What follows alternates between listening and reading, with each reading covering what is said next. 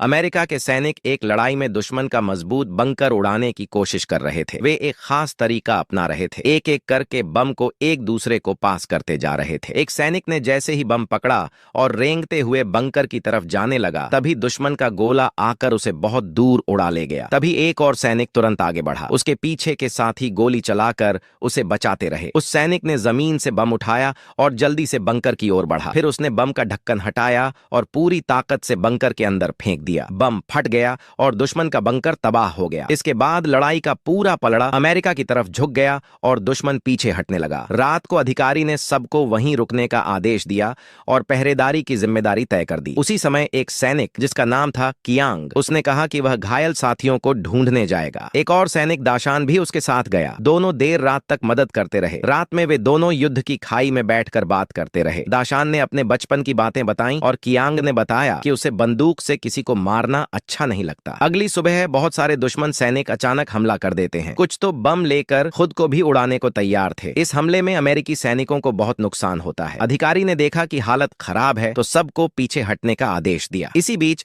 दाशान दुश्मन की गोली से गिर जाता है। कियांग उसे ढूंढ निकालता है और भारी गोलीबारी के बीच उसे अपनी पीठ पर उठाकर एक ऊंची चट्टान तक ले जाता है। दुर्भाग्य से दाशान की जान नहीं बचती और कियांग बहुत दुखी होता है। लेकिन तभी किसी और साथी की मदद की आवाज सुनकर वह फिर उठता है और उसे भी बचाकर नीचे चट्टान से उतारता है। थोड़ी ही देर में अमेरिकी मदद पहुंच जाती है और सब मिलकर दुश्मनों को पीछे हटा देते हैं। दुश्मन हार मानकर सफेद झंडा दिखाते हैं, लेकिन एक धोखेबाज सैनिक अचानक बम फेंक देता है। कियांग ने तुरंत बहादुरी दिखाई, बम वापस फेंका और दुश्मन को नीचे गिरा दिया। लेकिन इस बार वह खुद भी घायल हो गया। उसके साथियों ने उसे चट्टान से नीचे उतारा और उसकी जान बचाई। अंत में अमेरिका ने वह लड़ाई जीत ली। उस बहादुर सैनिक का असली नाम था डेसमंड डॉस, जो बिना हथियार उठाए बहुत सारे लोगों की जान बचाता रहा। अगर आप उसकी असली कहानी देखना चाहते हैं तो एक फिल्म है हैक्सॉ रिज, जिसे हिंदी में स्टील की खाई की जंग कहा जा सकता है।